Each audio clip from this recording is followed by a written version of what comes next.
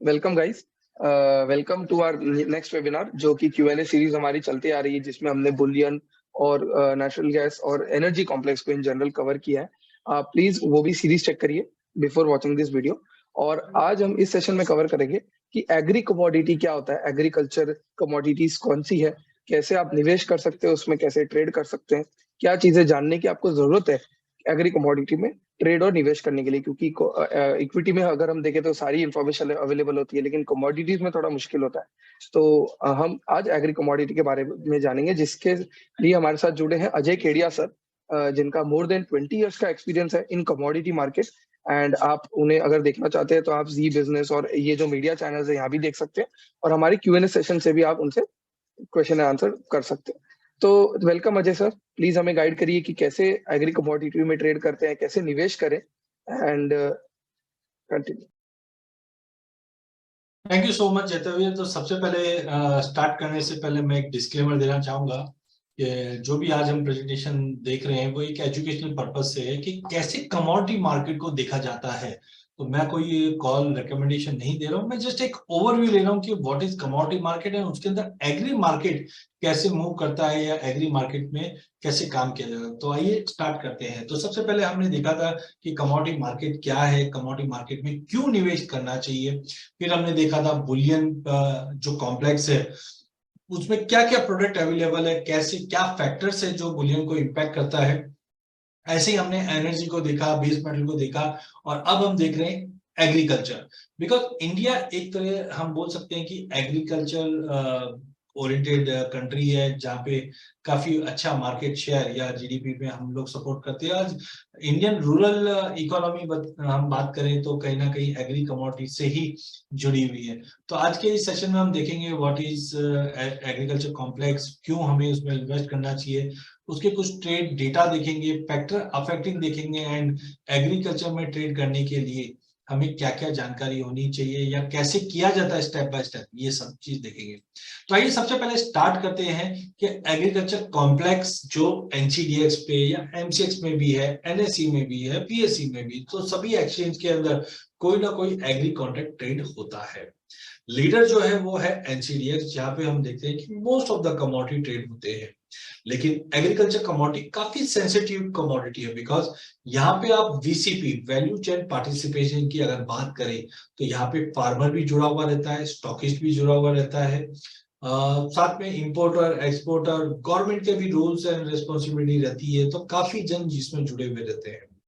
Agriculture complex NCDEX पे जो है उसको कैटेगरी करते हैं सब सेगमेंट्स में। जैसे हमने पहले देखा था bullion, base metal, energy, then agriculture. अब एग्रीकल्चर को भी हम देखें तो सब सेगमेंट में ये डिवाइड हो जाता है, जैसे cereals, then pulses, oil seed complex, spices, ये सब हम देखते हैं। कुछ अदर्स मतलब छोटे मोटे और हम बोल सकते हैं, लेकिन छोटे मोटे नहीं, बड़ी कमोडिटीज है, जैसे फाइबर है जिसके अंदर कॉटन है आ जाता है, ऑयल सीड के अंदर कॉटन सीड ऑयल केक भी आ जाता है।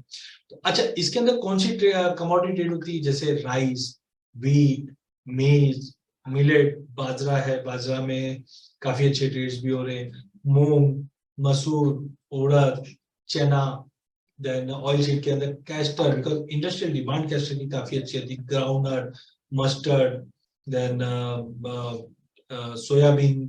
स्पाइसेस के अंदर जीरा, धनिया, हल्दी, मिर्ची। अदर्स के अंदर गवार कॉम्प्लेक्स, जिसमें गवार सीड, गवार गम, शुगर, और भी काफी कमोडिटीज है जिनमें ट्रेड होती है। बट पहला आपको चौंकना नहीं है, क्योंकि बहुत बार हम बात करते हैं कमोडिटी की किसी से तो बोलते हैं अरे शेयर को ट्रेड करते हुए तो हमने देखा है, बट जीरा कैसे ट्रेड हो सकता है, मस्टर्ड कैसे ट्रेड हो सकता है। तो जिस ढंग से एक सिक्योरिटी ट्रेड होती है उसी ढंग से कमोडिटी भी ट्रेड होती है। ब्यूटीफुल चीज ये है कि नो डाउट इक्विटी के अंदर हमने काफी ज्यादा विपश्योर्स देखते हैं, 200 रुपए का स्टॉक है वो 100 रुपया हो जाता है या जीरो हो जाता है, बंद हो जाता है। लेकिन कमोडिटी में एक बेनिफिट है कि कमोडिटी की वैल्यू जीरो नहीं हो सकती है।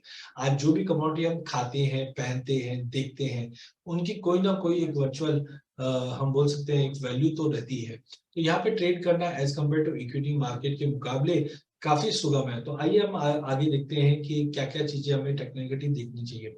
तो सबसे पहले कोई भी चीज ट्रेड करने से पहले आपके पास पता होना चाहिए ट्रेड डेटा, कि मैं क्या कमोडिटी में ट्रेड कर रहा हूँ, उस कमोडिटी के अंदर क्या सिनेरियो बने हुए हैं, वो सब भी हम देखेंगे, बट कॉन्टेक्स्ट स्पेसिफिकेशन सबसे इंपॉर्टेंट। तो हमने कुछ सैंपल्स लिए हैं जो आपको अपडेट देते हैं। जो सबसे पहले है जीरा। तो जीरे के अंदर अगर हम देखते हैं तो ये कॉन्ट्रैक्ट लिखकर आता है नाम जीरे सा, और जीरा का जो सिंबल है वो आता है जीरा Unjha, because Unjha one of the biggest mandi है एशिया की, और गुजरात में ये सिचुएटेड है अहमदाबाद के नियर। और ट्रेडिंग सिस्टम है वो एनसीडीएक्स ट्रेडिंग सिस्टम को फॉलो करते हैं। एक्स वेयर हाउस की जो प्राइस है एक्सक्लूसिव ऑफ जीएसटी ये ट्रेड होता है। यूनिट साइज मतलब आप मिनिमम कितने का भाव देख रहे हो, या फिर लेट से हम बोल सकते हैं कितने की डिलीवरी यूनिट है, ये काफी इंपॉर्टेंट हो जाता है। तो यहाँ पे आप देख रहे हैं कि यूनिट ऑफ ट्रेडिंग अगर आपको ट्रेड करना है तो 3 मैट्रिक टन का मिनिमम ट्रेड होगा आपका। डिलीवरी भी लेनी है तो 3 मैट्रिक टन की डिलीवरी। देखिए हमने कच्चे तेल और नेचुरल गैस में देखा था ये डिलीवरी यूनिट नहीं लिखा हुआ था, बिकॉज वो लोग कैश सेटल प्रोडक्ट है। तो देयर आर सर्टेन प्रोडक्ट जो कैश सेटल्ड होते हैं, और बाकी मेजोरिटी ऑफ जो प्रोडक्ट है एज पर सेबी गाइडलाइन हमारे पास सारे डिलीवरेबल कॉन्ट्रैक्ट है। तो यहाँ पे 3 मैट्रिक टन का मिनिमम डिलीवरी होगा, और 3 मैट्रिक टन का ही ट्रेडिंग यूनिट है। मैक्सिमम 150 यूनिट मैट्रिक टन तक हम पोजीशन बना सकते हैं, ऑर्डर कर सकते हैं। वहीं अगर हम भाव की बात करें तो जो भाव आते हैं वो पर क्विंटल का भाव होता है। वहीं टिक साइज जो होता है 5 रुपए के मूवमेंट पे हम, जैसे जीरे का भाव अगर हम देखें तो 55,625 है, तो अगला जो टिक रहेगा वो 650 का रहेगा, फिर 675 का रहेगा। सॉरी 25 का नहीं, 5 का टिक साइज है, तो हम लोग बोल सकते हैं 625, 630, 635, 640, इस ढंग से 5-5 रुपए से प्राइस मूवमेंट करता हुआ दिखाई देगा। सिमिलरली जीरे के बाद अगर हम बात करें तो अगला है कोरिएंडर। कोरिएंडर भी स्पाइस फैमिली में से ही आता है, लिखकर आता है कोरिएंडर, बट इसका टिकर सिंबल जो आपको स्क्रीन पे दिखेगा उसको बोलते हैं धनिया। और जो बेसिस है मतलब कौन सी वैरायटी है या क्या है, तो ये जो एनसीएस की क्वालिटी है वो है बादामी होल धनिया, और जो भी भाव आते हैं वो x warehouse Gondal exclusive of GST. तो आप जो गोंडल मंडी है उसी का भाव आप यहाँ पे देख रहे हो ऑलमोस्ट। और हाँ, एक फ्यूचर पे ट्रेड करने का बेनिफिट ये हो जाता है, आज आप बॉम्बे बैठे हो, दिल्ली बैठे हो, चेन्नई बैठे हो, तो बहुत बार होता है आपको धनिया लेना है, जाइए आप गोंडल में जाइए, मंडी में पार्टिसिपेट कीजिए, बट वही चीज इलेक्ट्रॉनिक फॉर्म के साथ आपके सामने आ जाती है, और आप आराम से यहाँ पे ट्रेड कर सकते हैं। यहाँ पे भी ट्रेडिंग यूनिट है वो 5 मैट्रिक टन है। जीरे में 3 मैट्रिक टन का था, यहाँ पे 5 का है, और डिलीवरी भी 5 है। मिनिमम आपको जो डिलीवरी लेनी है वो 5 मैट्रिक टन आप ले सकते हैं। मैक्सिमम ऑर्डर साइज हम 100 मैट्रिक टन का रखेंगे। जो भाव आता है वो पर क्विंटल आता है। जो टिक साइज है मतलब जो मोमेंट आता है, जैसे फॉर एग्जांपल अभी अगर हम बात करें धनिये की तो भाव चल रहा है 6650, तो जो टिक साइज है वो 6650, 52, 54, 56, 58, 2-2 रुपए का टिक साइज रहेगा। इस ढंग से हम धनिये में ट्रेड कर सकते हैं। धनिये के बाद हम एक और कमोडिटी ले लेते हैं जिसका नाम है हल्दी।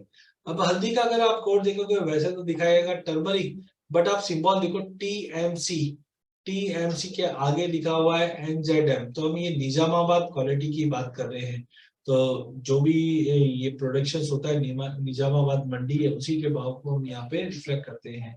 तो बेसिस क्या है, फार्मर पॉलिश टर्मरिक फिंगर, तो हम टर्मरिक फिंगर की बात कर रहे हैं, और quality x warehouse Nizamabad exclusive of GST, ये हमारी बेसिस है। कॉन्ट्रैक्ट जो है वो 5 मैट्रिक टन का है। डिलीवरी अगेन आप मिनिमम 5 मैट्रिक टन ले सकते हैं। Maximum order size 250 metric tonne का है। जो भाव आता है वो पर मैट्रिक टन आता है। जैसे अगर मैं हल्दी में 9,600 का भाव बोलूं तो 9,600 पर मैट्रिक टन इसका भाव है। और इसका भी जो टिक साइज है वो धनिये के वजह से 2 रुपए का टिक साइज है, मतलब प्राइस जो मूव करेगा वो 2-2 रुपए का ही मूवमेंट करता हुआ दिखेगा। तो इस ढंग से हम धनिये में भी जीरे धनिया और हल्दी में ट्रेड कर सकते हैं। नाउ हम नेक्स्ट कमोडिटी एक और हम लोग ले लेते हैं, 2 और ले लेते हैं जो गवार कॉम्प्लेक्स के नाम से भी जाना जाता है। तो पहला है गवार गम। तो जो स्पेसिफिकेशन है गवार गम रिफाइंड स्प्लिट करके ये कॉन्ट्रैक्ट है, और लिखकर आता है गवार गम 5 मतलब होता है 5 मैट्रिक टन। जो इसका लॉट साइज है वो 5 मैट्रिक टन का है, क्योंकि डिलीवरी भी आप 5 मैट्रिक टन की ले सकते हो। भाव जो है वो एक्स वेयरहाउस जोधपुर का हम भाव लेते हैं exclusive of GST. Maximum order size 250 metric tonne का है। कोटेशन मतलब भाव जो आता है वो पर क्विंटल का आता है और टिक साइज 1 रुपया, मतलब एक रुपया प्राइस मूवमेंट करता हुआ दिखता है। तो ओवरऑल गवार गम में इस तरह से आप स्पेसिफिकेशन देख सकते हैं। गवार सीड का भी जो कॉन्ट्रैक्ट सिंबल है वो है गवार सीड 10 का मतलब होता है कॉन्ट्रैक्ट साइज। बीच में हमने देखा था इसका जो ट्रेडिंग यूनिट है वो ड्रॉप हुआ था। जो भी बेसिस है वो है x warehouse Jodhpur exclusive of GST. तो ट्रेडिंग यूनिट 5 मेट्रिक टन है, डिलीवरी 5 मेट्रिक टन का है। मिनिमम इनिशियल मार्जिन जो है 12% के आसपास है, क्योंकि वॉलिडिटी अच्छी रहती है। इक्विटी मार्केट के मुकाबले हम बोल सकते हैं आधे हैं, बिकॉज इक्विटी में हम देखते हैं 20% से ज्यादा के मार्जिन रहते हैं, बट कमोडिटी के अंदर इनिशियल मार्जिन काफी कम है, जो एक अच्छी अपॉर्चुनिटी देता है खास करके स्टॉकिस्ट के लिए, एक्सपोर्टर के लिए, कि किस ढंग से हम इसको यूज कर सकते हैं, एक्सचेंज को यूज कर सकते हैं। वो एक इम्पोर्टेंट प्राइस कोड जो आता है वो आता है पर क्विंटल, एंड प्राइस टिक जो आता है वो 1 रुपए के मुंह पे आता है। तो इस ढंग से आपको ये चीज देखनी है। Now will move to next factor affecting, क्योंकि कोई भी एग्री कमोडिटी में जब आप ट्रेड करते हो तो आपको ये पता होना चाहिए कौन से ऐसे फैक्टर्स है जो प्राइसेस को इम्पैक्ट करते हैं। सबसे पहले अगर हम एग्रीकल्चर कमोडिटी की बात करें तो यहाँ पे आपको देखना है सीजनैलिटी, बिकॉज बहुत बार होता है कि हम लोग क्रॉप जो लगाते हैं वो साल में एक बार आती है, बट उसका कंजम्पशन है वो 12 महीना चलता है। तो हमें पता होना चाहिए कौन सा सीजन है, कौन से सीजन में कितनी डिमांड है। तो जैसे जीरे धनी की बात करें तो ये हमारे पास जो फसल आती है वो आती है मार्च और अप्रैल में, लेकिन इसका कंजम्पशन है पूरे साल भर चलता है। साथ में कुछ इंपोर्ट्स भी होते हैं धनिया का। तो हमें पता होना चाहिए ग्लोबल मार्केट में क्या प्रोडक्शन है और कब इसका माल इंडिया में इंपोर्ट हो सकता है, जिसके चलते ही मार्केट में मूवमेंट मिलता है। तो एक तो आपको सीजनैलिटी बिल्कुल ध्यान रखनी है। वहीं दूसरा है वेदर कंडीशन। पिछले साल भी हमने देखा कि फरवरी मार्च अप्रैल तक भी हमने बरसातें होते हुए देखी। तो इसको बोलते हैं अनसीजनल रेन। तो जब भी अनसीजनल रेन होती है तो कहीं ना कहीं स्टैंडिंग क्रॉप पे इम्पैक्ट पड़ता है, एंड जिसका ईल्ड पे असर पड़ता है, और जब भी ईल्ड पे असर पड़ता है तो भाव पे डेफिनेटली पॉजिटिव इम्पैक्ट पड़ता हुआ दिखाई देता है। तो आपको ये ध्यान रखना है वेदर करने, जैसे ये साल एल नीनो है तो एल नीनो होगा तो बरसातें कम तो ग्राउंड लेवल वाटर कम रहेगा, ग्राउंड लेवल वाटर कम रहेगा तो कहीं ना कहीं रबी क्रॉप को भी ये इम्पैक्ट देता हुआ दिखाई देगा।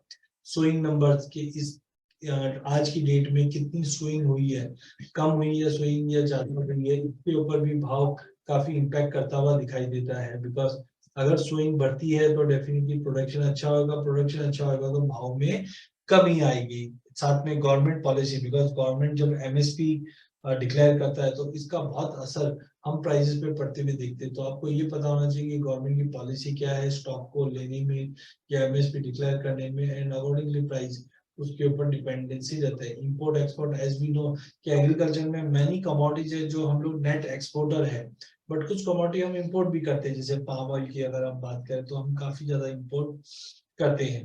तो ऐसे में हमें पता होना चाहिए कि गवर्नमेंट की क्या पॉलिसीज है, एक्सपोर्ट है और इंपोर्ट की क्या पॉलिसी है, क्या इंसेंटिव मिल रहे हैं, तो उसका एक बेनिफिट डेफिनेटली प्राइसेस में भी और हमारे काम में भी पड़ता है। इसके बाद हम देखेंगे अल्टरनेट क्रॉप, बिकॉज जब फार्मर कोई भी क्रॉप लगाने जाता है तो वो ये देखता है मेरी लागत कितनी है, या मैं इसके बदले दूसरी क्रॉप में अगर शिफ्ट होता हूँ तो डेफिनेटली मुझे कितना फ्रूटफुल रिटर्न बन सकता है। इसलिए आपको पता होना चाहिए कि अल्टरनेट क्रॉप के क्या भाव चल रहे हैं, क्योंकि एक बार अगर आपको ये पता चल जाए तो यू कैन प्रेडिक्ट कि आगे जाके भाव में या प्रोडक्शन में क्या तेजी या मंदी होनी है। नाउ विल मूव टू, क्योंकि ऑलमोस्ट हमने फैक्ट्री जितने फैक्टर्स देख लिए हैं, अब हम देखते हैं कुछ ऐसी वेबसाइट्स जिससे हमें पता रहेगा कि हमें डेटा कहाँ से लेना है और कैसे उसको यूज करना है। तो सबसे पहले हम देखते हैं directorate of economy and state. तो ये वेबसाइट पे जब आप जाओगे इसके अंदर आपको स्टैटिस्टिक के अंदर एरिया प्रोडक्शन यील्ड, वहां पे नेशनल में जाके एडवांस एस्टिमेट का डेटा लेना है। तो यहाँ पे पीडीएफ के फॉर्मेट में आपको first estimate, second estimate and third estimate आ जाते हैं। ये आपको मदद करता है प्रोडक्शन पता करने के लिए, क्योंकि ये थंब रूल सिंपल है डिमांड एंड सप्लाई का। अगर हमारा प्रोडक्शन अच्छा है तो डेफिनेटली प्राइस पे गिरावट आएगी, और प्रोडक्शन में कमी है तो डेफिनेटली उसका इम्पैक्ट पड़ेगा। तो आपको ध्यान रखना है कि गवर्नमेंट के कुछ एडवांस एस्टिमेट्स आते हैं वो क्या बता रहे हैं। तो ये directorate of economics and statistics के वेबसाइट पे आपको मिल सकता है। लिंक मैंने डिस्क्रिप्शन में भी दिया है, नीचे चैट विंडो में भी डाल दूंगा। इनकेस अगर आपको कुछ भी जानकारी चाहिए तो आप हमें कभी भी कनेक्ट कर सकते हैं। इसके अलावा अगर हम बात करें तो अगला है वेदर कंडीशन। आपको ये पता होना चाहिए कब कहाँ पे कितना बारिश पड़ने वाला है, या बर्फ पड़ने वाला है, या लू पड़ने वाली है, क्योंकि अकॉर्डिंगली वो एरिया इम्पैक्ट होगा एंड डेफिनेटली उसकी वजह से भाव में कहीं ना कहीं उतार या चढ़ाव होता है। तो ये वेबसाइट है मौसम की। मौसम से हमें साइक्लोन की इंफॉर्मेशन, मानसून की इंफॉर्मेशन, क्लाइमेटिक सर्विस की इंफॉर्मेशन टाइम टू टाइम मिलता है। इनफैक्ट एग्रोमेट एडवाइजरी सर्विसेज के अंदर हमें गवर्नमेंट ये भी देने की मदद करती है कि कौन से क्रॉप हमें कब लगानी चाहिए, क्या स्टेज पे कैसे काम करना चाहिए। नेक्स्ट अगर हम बात करें तो नेक्स्ट फैक्टर जो रहेगा वो रहेगा इंपोर्ट एक्सपोर्ट को लेके। तो एफडा की वेबसाइट है, यहाँ पे अगर आप HSN नंबर या कमोडिटी सिलेक्ट करेंगे तो आपको ये पता चल जाएगा कि कौन सी ऐसी कमोडिटी जिसमें हम अच्छा एक्सपोर्ट कर रहे हैं या अच्छा इंपोर्ट कर रहे हैं, एंड अकॉर्डिंगली आप अपनी बैलेंस शीट या व्यू लेकर ट्रेड या पोजीशन बनाकर चल सकते हैं।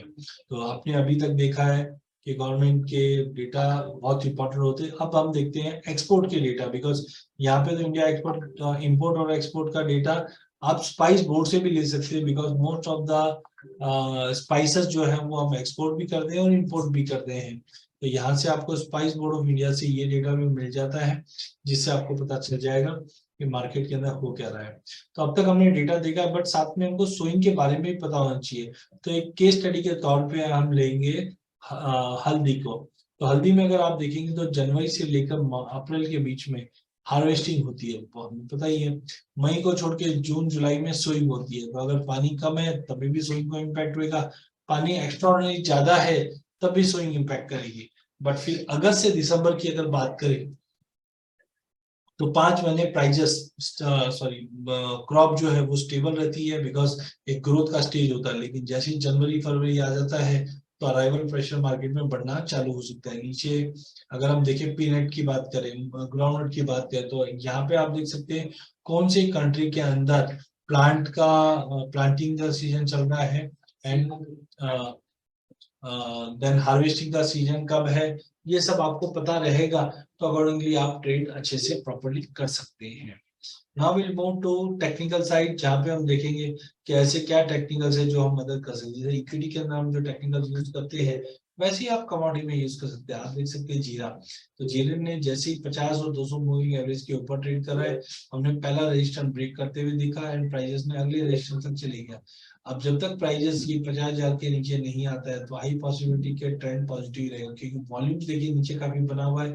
टेक्निकली 50 और 200 मूविंग एवरेज के ऊपर भाव आराम से स्टेबल है। तो इस ढंग से आप पता कर सकते हो आपकी एग्री कमोडिटी के बारे में कि वेदर वो आपको बेहतरीन रिटर्न दे पाएगा या नहीं दे पाए। ऐसे ही कुछ चार्ट, दूसरा एक चार्ट है यहाँ पे अगर आप देखेंगे तो कॉटन सीड ऑयल के अंदर प्राइजेस ने 2900 का लेवल मारा था अप्रैल मंथ में। सिंस देन प्राइजेस में गिरावट कंटिन्यू बन रहा था और हमने बार बार मल्टीपल ऑफ टाइम देखा कि प्राइजेस 2000 के करीब आके रुक जाता है।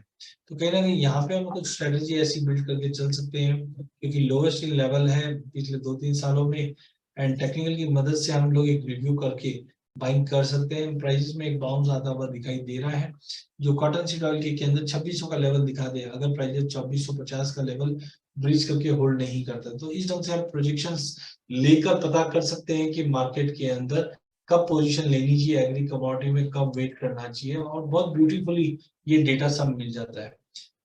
विद दिस आज के सेशन में हमने क्या देखा, तो आज के सेशन में हमने देखा एग्री कमोडिटी में भी आप निवेश कर सकते हैं। यहाँ पे फ्यूचर एंड ऑप्शन दोनों ही अवेलेबल है। फिर हमने 5 एग्री कमोडिटी के डेटा देखे या कॉन्ट्रैक्ट स्पेसिफिकेशन देखे जिससे हम ट्रेड कर सकते हैं। देन हमने देखा फैक्टर अफेक्टिंग प्राइसेस, ऐसे क्या फैक्टर्स है जो प्राइसेस को इम्पैक्ट कर सकते हैं। एंड साथ में हमने देखा कि ready before trading in agree के आपको क्या क्या चीज देख के पता होना चाहिए। तो आपको प्रोडक्शन का डेटा, इंपोर्ट एक्सपोर्ट का डेटा, वेदर पीरियड क्या है या वेदर प्रेडिक्शन क्या है, या टेक्निकल चार्ट्स के जरिए हम पता कर सकते हैं कि मार्केट का सिनेरियो क्या बना हुआ है। इसी के साथ मेरा सेशन एंड करता हूँ। ओवर टू जय। Thank you so much Ajay sir ये इनसाइट्स के लिए।